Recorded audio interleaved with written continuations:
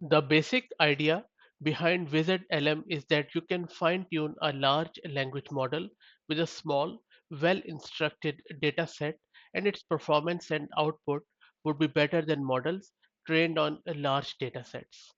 This opens up the door for LLMs becoming more mainstream on household devices in the future. In this video, let's have a quick look at WizardLM's new 13 billion version 1.1 model, which is an upgraded version of WizardLM.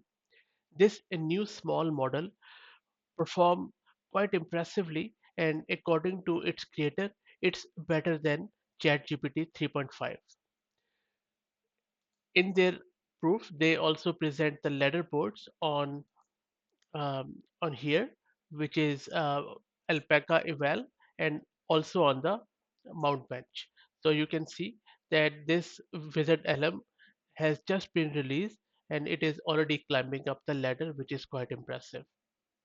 Now, one of the coolest thing which I found out about this model is that it has been only trained with only 1K high quality evolved dataset, and it has already achieved this performance on all of these leaderboards.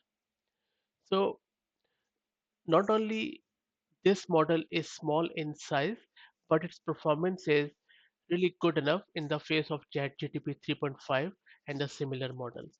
And I'm more than sure that this will keep evolving likewise. In the next video, I'm going to show you how to install this model locally on your own system. If you like the content, please consider subscribing to the channel. Thank you very much.